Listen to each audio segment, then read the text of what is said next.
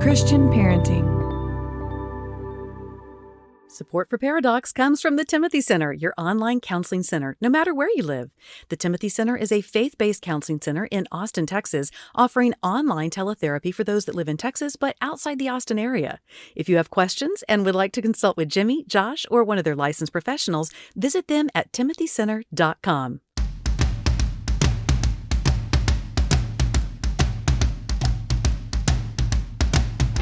Recording live from Austin, Texas, powered by the Christian Parenting Podcast Network, a conversation about marriage and family that women will love and guys won't want to turn off. Doctors Jimmy Myers and Josh Myers are a paradox.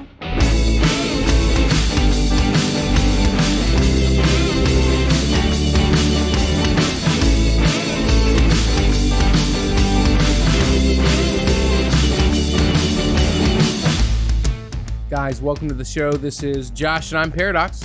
And I'm Jimmy. Welcome to the show, everybody. What are you laughing at? Oh, well, we're going to this afternoon. We're going to go kill little birds And pull their heads off. Yes. Dove season here in Texas. We're going to go out and bag a few birds this afternoon. Do you know the limit? It really doesn't matter. I have 3 boxes, and so I'm counting on 3 birds. Which is about my average. 15 is your limit. 15? Mm-hmm. Really? Mm-hmm. Wow. Mm-hmm. It's not happening. So, we're a little excited about around here about that going on this afternoon. Welcome to the show, everybody. We are talking today about a topic that is, well, it's interesting because it's everywhere. Everybody talks about it in church, in small groups, in books, about any and all relationships that there are. We talk about the concept of intimacy. And a lot of times when we hear, I would also argue we're therapists, so we see it and talk about it a lot. Your average more than the Joe average schmuck. They wouldn't. That's dove hunting today. Mm-hmm. Probably doesn't talk about it a whole lot. So True. The opposite end of the spectrum, potentially people are completely lost and don't necessarily know up from down when it comes to intimacy. Yes, except we do at church. We talk about it. In small groups, we talk about the importance of it. And true, it's going to be mostly the ladies out there that are going to be reading Christian books and relationship books. Which and that is sort of most of the problem, right? Like, so if our ladies are very familiar with intimacy and guys are out to lunch, and you're stuck in a marriage with those two differences, that's hard.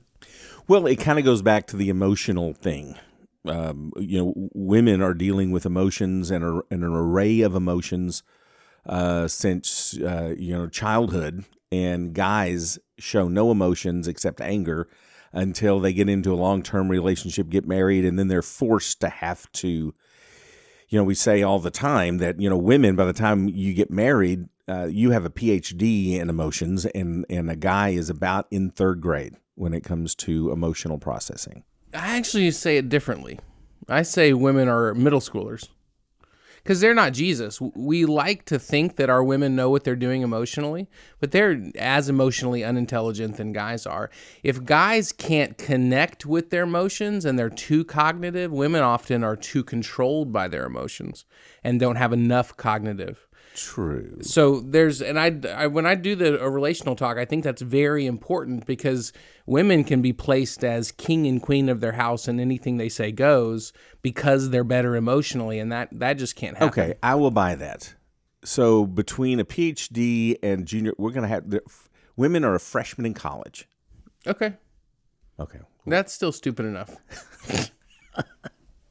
All right, so intimacy. When you talk, well, first off, when a lot of people hear intimacy, all they think about is sex. That it is, they think of sexual intimacy, and that's it. That's their only knowledge at all of what intimacy is, and yet sexual intimacy is just one facet, an important facet, but just one facet of many facets of intimacy. That we all, even if we don't know it, Josh, to your point, we want it, whether we know we want it or not. Intimacy is vital, And yet I don't know very many people that could actually define what intimacy is. If you had to define what intimacy is, what would you say? Yeah, I would say connection, because it can wrong. it can be so a lot of different types of connection. Intimacy ultimately is being able to connect on a Hence connection. Correct.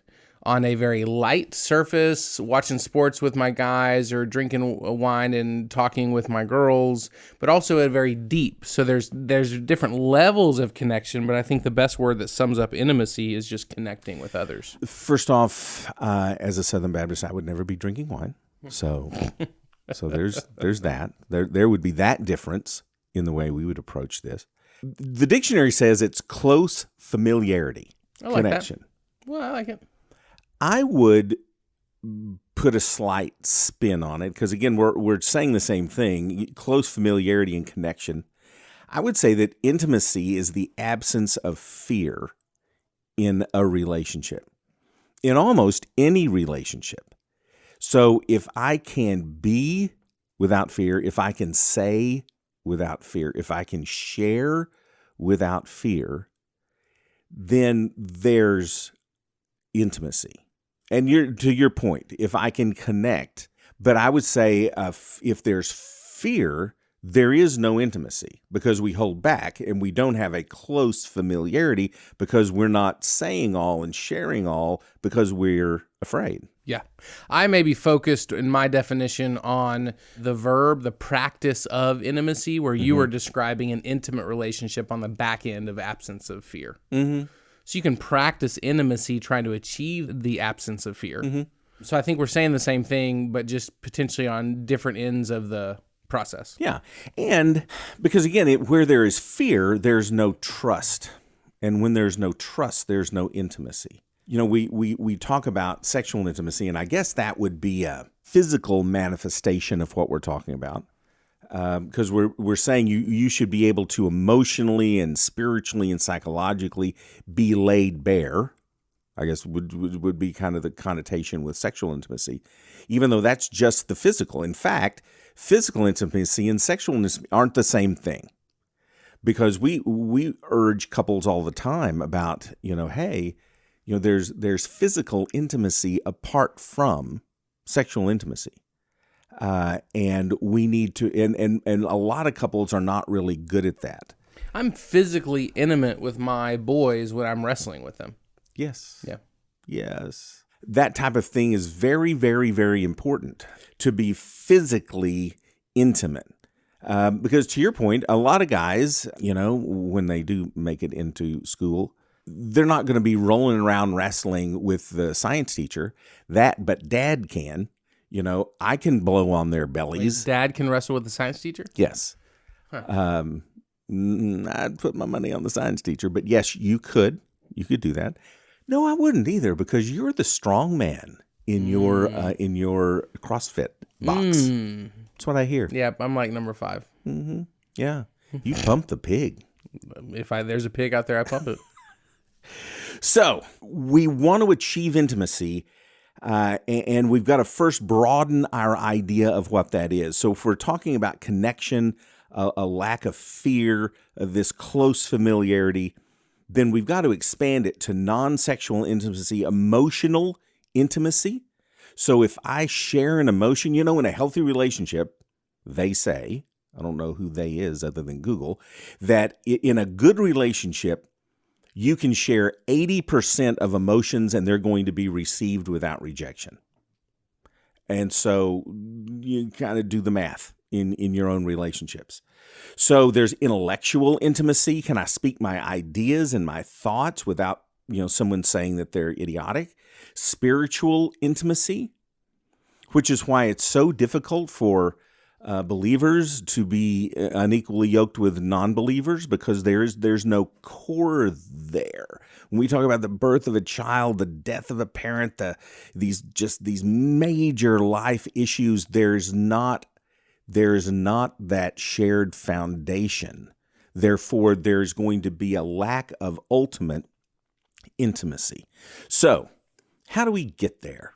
And I guess you continue to use the word intimacy, and that's obviously our topic for today. Yeah, that's why I used it. I don't want the guys to just immediately disconnect from this talk, because connection is another really great word. You probably aren't going to sit around and tell your dudes, let's be intimate. Let's go to a bar and be intimate. No. That's probably not the word that you're going to use. And you might run for the hills thinking about being intimate with your dude friends. But so connect or sharing your life with, there's other ways to put it that aren't as scary for guys. But we're talking about the same thing. Connection and sharing your life with and being close with somebody else. And so don't just automatically go, intimacy, this is for my wife. You can also connect, or you can be close with other guys and achieve that intimacy without having to label it as such. And we talk a lot about, intimacy with my wife in all these different ways, but there's intimacy within the family. We talked about wrestling with your boys. There's intimacy in the family relationship as well. Can your children talk to you without fear of your response? We say all the time, if there's people not talking, if there's a couple not talking, if parents and kids are not talking, if there's a lack of talking, it basically comes from two things: fear or frustration, the two F's. And with children, especially as they get older and they become, teenagers, we tell them, honey, you can talk to me about anything. And then they talk to us about anything. And we explode at them, or we ground them, or we take their phone away and burn it in the backyard. So we told them that we can talk about anything, but in all reality, we taught them that we cannot talk about anything. So is there this lack of fear? Can your children talk to you about anything without fear of what your response is going to be? Are they so afraid of being punished? And this is even a little kid. Are they so afraid of being punished that they're not going to tell you the truth? In counseling, we say we train people how to treat us. Sometimes we train people to lie to us because we take their head off when they tell us things that we don't want to hear. So intimacy is with the boys. It is with kids. It's with your wife. It's in small groups. It is a close familiarity. And if you look up and you can't find an intimate relationship, or you're sitting there and you're like, man, my husband's such a beep and he's never wanting to connect with me, and my kids, they never want to talk to me about anything, and I don't have any girlfriends. That if you sit there and just think that everybody else has a problem and no one can achieve the level of intimacy that you want, you got to figure out that, hey, you're the common denominator. There might be some things that you need to do differently to potentially achieve more intimacy. And there's a lot wrapped up with this idea of intimacy. You talk about fear or the absence of fear, in intimate relationships. There can be a lot of reasons why we have fear in the first place, from relationships in the past that did you wrong, or abuse, or, if you were potentially divorced previously. There's a lot of reasons why we struggle with intimacy, but if you look around and you don't have it anywhere, potentially going and getting help yourself to be able to try to do your best to achieve that in relationship is really important. So if you do look around, because you can just say, can I say anything without fear of rejection, dismissal, ridicule? Can I say that about my marriage? Can I say that about my church, my small group, my friends? Are there things in your life that are extremely important to you that you can't say to your significant other, or to a friend, or to a small group, or whatever? If the answer is no, there's not, or I certainly can't with my spouse, we're going to go through some things. And yes, this is true of your spouse, but it's also true of your children. It's true of all these relationships. So the first thing is, if you want to create an atmosphere where there's no fear, begin by showing appreciation. Showing appreciation for what your spouse does. Showing appreciation to your children. When we tell them to do something and they do it, a lot of times it's just like, well, I told them to do it. They're supposed to do. Instead of just, oh my God, thank you for doing that. Showing appreciation is a great way to build trust, which therefore, in other words, is building intimacy. So the first step to intimacy isn't demanding intimacy? No. Huh. You Share will with be me. Intimate with me. You will connect with me right now. Huh. I fully expected that to be. What's wrong with you? I'm dying on the vine over here. Yeah. Get over here. Bill Victim. Yeah. So first, show appreciation. That would be the first thing. And again, it's in anything. Does your small group, do they know that you appreciate them? And when they share something that is pretty vulnerable for them to share, do we say how much we appreciate that? So, show appreciation. Number 2, make an effort to learn from each other and learn about each other. To be able to, that was, and it's a little about the appreciation, but I never knew that.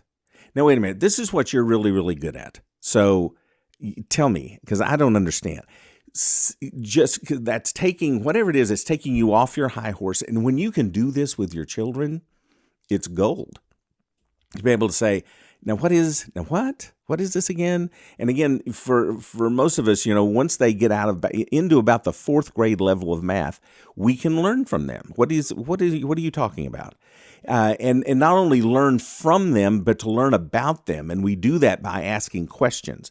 If you want to connect with people, ask them questions. And that's why I think it's important to go backwards about the whole women conversation, not having PhDs in emotion.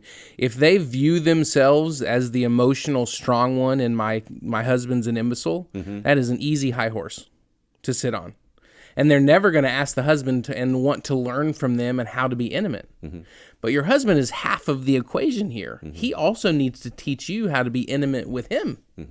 And you teaching him how to be intimate with you. And so there is it's huge, this learning curve with each other, maritally, as also with kids as well. The whole love languages applies here. But that's why I think it is important for women to acknowledge their own fallibility with intimacy and emotions and being able to humble themselves and learn from their husbands. Number 3, set aside time for each other. And this can be hard. And during a worldwide pandemic, people may be saying, no, we're good. We have enough time with each other. But this is specific time. Time when you're not necessarily doing something, even though, back to love languages, when you talk quality time, and love and respect from Eggridge, guys tend to enjoy just their wives being in the same room with them, even though they're not necessarily talking.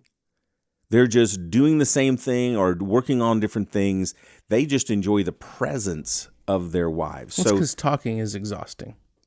Exhausting. Oh my gosh. It's just so, and if you don't keep the banter up constantly, then what's wrong?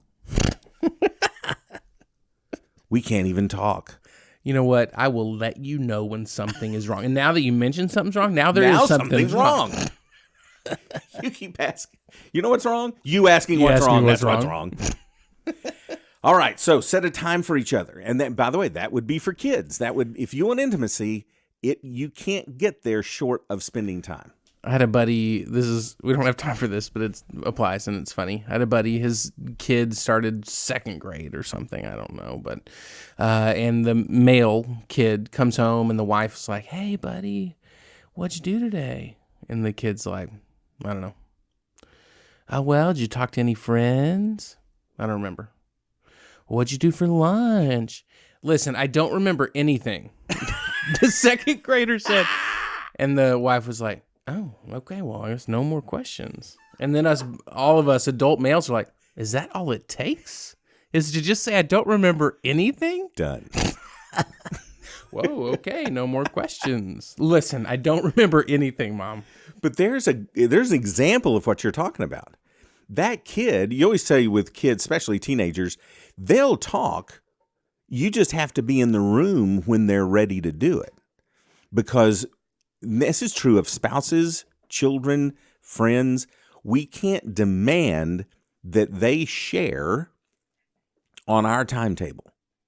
There have been numerous, and this is just me, but Beth could ask at the end of the day, so what'd you do today? And I go, sat in a room and I talk with people. You could pay me $1 million and I could not. Now, on our walk, a couple hours later, I talked to the President of the United States about 2:00. Just it's there then, but to share on demand, and again, that's anybody, anywhere, any relationship, married, unmarried, children, to just demand that people share when you want them to, and then be hurt when they don't. That's kind of an unfair expectation to place on people. And I would say, and this is for kids, and this is for husband and wives especially, but it is to show physical affection. With the husband and wife especially, show this non-sexual physical affection, holding of hands, and especially we want men in front of their sons, especially, and their daughters, but to show physical affection to their moms is so very, very important, and to remain physically affectionate with your kids. We have shared before on here, but how, I can remember the first time Sarah came and jumped in my lap, and I just went, I froze up because her body was changing. And it's the first time I guess I actually noticed it. And when that happens, when it hits 11 or 12, whatever, prepubescent, or they're just starting puberty, so many guys just go, whoop, hands off. That's it. The time of rolling around that's over. It's not over. If there was ever a time for dad, especially, to remain physically affectionate with their daughters, it's when they're beginning puberty and all the hormones are going crazy. They need a male to love and accept and lavish affection on them. So show physical affection, and to quote, especially in marriage, to quote the great philosopher Darius Rucker, if you show, what is it? Show something in the daylight. Oh you my might gosh, get lucky. This is the worst quote if ever. you're lying in the daylight, when you might get... Yeah, the deal is show non-sexual affection is what I was getting to. That was the worst. And then lastly, there's probably no greater intimacy on earth than spiritual intimacy. And I'll tell you, spiritual intimacy is as close to sexual intimacy as someone is going to get. When all the years that I was a youth minister, I would tell kids, especially leaders within, hey, don't pray with your girlfriend. Don't just get alone in your prayer closet and kneel and pray with you. Don't do that because that quickly becomes a non-prayer closet. Yes, it is. You know what I'm saying? It converts. So if you're going to, do it around the feasting table with everybody else. But spiritual intimacy is just so very close to sexual intimacy.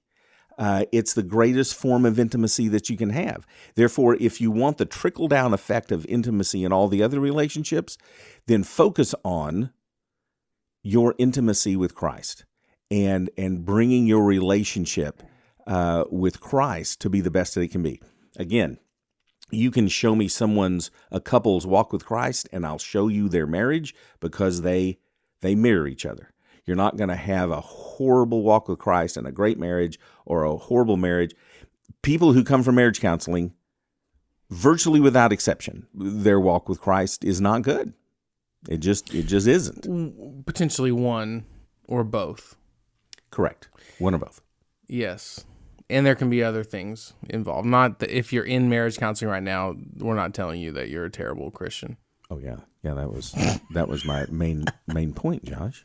Okay, so boiling this down to the most practical thing possible, specifically within marriage, pick one night a week, 2 hours, after the kids go to bed, or if they're older, before they get home, 2 hours, you're sitting together, no electronics, and you can simply stare at each other. And if you do that for long enough, eventually you're going to start talking, and you're going to laugh, and sometimes you're going to fight. I would encourage you, before you end that 2 hours, to pray together, Just one night a week. That's it. And physical affection without any demand for a payoff. I don't agree with that one. I'm kidding. You're a sad I'm little man. Yeah. So intimacy, what is it? And why is it important? It is a lack of fear. It is connection, and it's important because it's the essence of what we want. We want relationships, but you can have a relationship with your butcher. We want an intimate relationship. And it starts with your intimacy with Christ. Yeah. If you want more information about this episode, you can check us out at paradoxpodcast.com. It's also christianparenting.org/paradox. You can find us on our socials there as well. We appreciate you guys for listening. We would love if you rated the show and shared it. Thanks so much.